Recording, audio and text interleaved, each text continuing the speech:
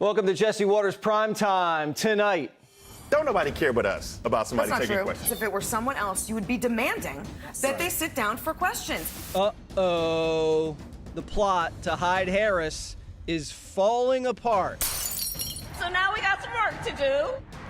I had a guy shooting on the roof of AGR. We're just trying to hold the roof the best we can. Don't pull up your head, he's right there. Somebody got him. Inside the Trump assassination scene. I told him to post guys over here. This is America's dad. Walls is a firecracker popsicle. You certainly taste the red first, but over time, you get to the blue. Democrats have daddy issues. Plus, I have a message to Jesse. You suck.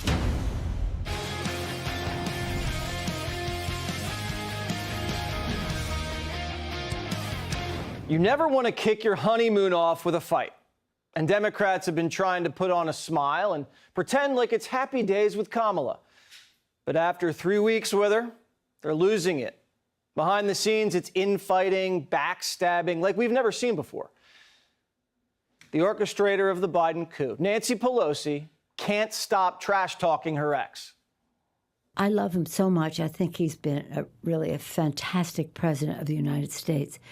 So I really wanted him to make a decision of a better campaign because they were not facing the fact of what was happening. I've never been that impressed with his political operation. Biden's operation. Yeah, I'm not. I mean, I just haven't been. They won the White House. Bravo. Right? Mm-hmm. But so my concern was this ain't happening. And we have to make a decision for this to happen. And the president has to make the decision for that to happen. I knew what I was doing in the whole thing, not just that show. And what was that? That Donald Trump would never set foot in the White House again. Inside the tent, Biden world shooting right back, calling Nancy out by name. There were leaders of the party who decided to go ahead and go very public, and that gave permission to other people to go public. Do you mean like when Nancy Pelosi goes on TV and you know, there were two moments where she goes out publicly and when things sort of seemed like they were dying down, reopens the debate? Absolutely. You had this decision that the Democratic Party made to ignore their primary voters and ignore their primary process, and that was what should happen, and that was a very donor-driven thing. Nancy's guilty conscience is starting to kick in, and she's losing sleep over it.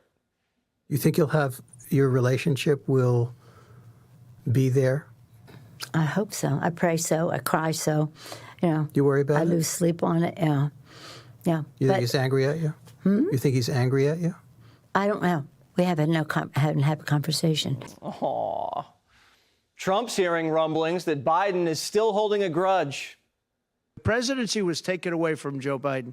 And I'm no Biden fan, but I'll tell you what, from a constitutional standpoint, from any standpoint you look at, they took the presidency away. And people were saying he lost after the debate. He couldn't win. Whether he could win or he couldn't win, he had the right to run.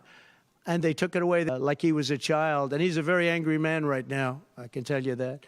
He's not happy with Obama, and he's not happy with Nancy Pelosi, crazy Nancy. She is crazy, too.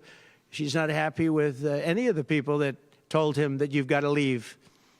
He's very unhappy, very angry, and I think he also blames her. This was supposed to be the honeymoon phase, but the entire honeymoon's been nothing but fighting. Not a good start.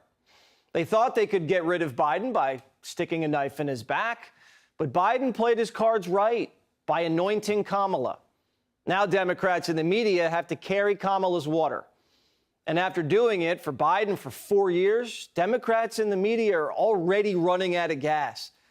CNN confronted the coup master, asking, so where is Kamala? Do you think that the vice president needs to be more out there talking to reporters, talking about issues in a give and take, not just in speeches? I think she should say what I just said in that sentence. She should be herself. She should be ready. She should know her power in all of this. And I don't give anybody advice except to be themselves and be ready and know the power of their individuality and their authenticity. What? Do you know what that meant? Well, the media now scrapping with each other, too. Watch this. Let me just also say this. Like, don't nobody care but us about somebody That's not taking true. questions. No, that is very true. I speak to swing state voters all the time. But they have literally, questions, they want answers. No. But yes, they have questions, they want answers. But you know what doesn't have to happen? Audie doesn't have to ask those questions. Yes, Audie does have to no, ask she does those not. questions. Political does not. Because political, when fans ask them, Bakari, That's not- when we're not friends talking- ask we're them, not- when surrogates ask them, This they're is- not getting this the is real so, answer. This is so, That's why Audie needs to ask them. This is so in the Beltway. No, Because- it really isn't. Oh, it I'm is. telling you, Bakari, I speak to swing state voters every But single day. The Democratic Party is having second thoughts, especially after Kamala put a freak on her ticket. James Carville, who Primetime has no issues with, we actually invited him on our show for Chicago, just went off on us. I have a message to Jesse and of the whole freak show is why don't you take a and maybe you suck. We don't take it personally, but it looks like the tampon Tim thing touched a nerve. Our invitation to Carville still stands, and he can explain to me why fourth grade boys need tampons in their bathrooms. But if Kamala Harris is John Wayne and she's up in the polls, why are Democrats so angry? Maybe because all along they knew this was fomentum. Biden voters in Pennsylvania say after the coup, they're voting Trump. More Latino voters, Indian voters, they're moving more into the right. 2 years ago, everybody hated him. Now, majority are like, no, I'm voting for Trump. I was a Democrat, and I started to realize the policies that I was voting in wasn't my standards or what I believe. You'll be surprised. I used to do registration, and a lot of people changed party. I've seen a lot of people leaning towards Trump right now. Even people who were Biden before? Even people that were Biden. Swapping Biden out for Kamala was Plan B. It's already flaming out. The media is asking Biden if he'll give up power when Trump wins. Watch. Are you confident that there will be a peaceful transfer of power in January 2025? If Trump wins, no, I'm not confident at all. I mean, if Trump loses, I'm not confident at all. He means what he says. We don't take him seriously. He means it. All the stuff about if we lose, there'll be a bloodbath. You think Democrats are going to go down that easy? It's not how they roll. They play dirty, and they always have something up their sleeve. Jamie Raskin has had Plan C in the works for months. Listen to this. They want to kick it to Congress, so it's going to be up to us on January 6, 2025, to tell the rampaging Trump mobs that he's disqualified, and then we need bodyguards for everybody in Civil War conditions. Disqualify him. That's what Democrats are going to do if Trump wins. If the Democrats have the House and the Senate, they'll vote to disqualify him before he's inaugurated on the grounds that he's an insurrectionist who's constitutionally prohibited under the 14th Amendment from serving, even though he was never charged or convicted of insurrection.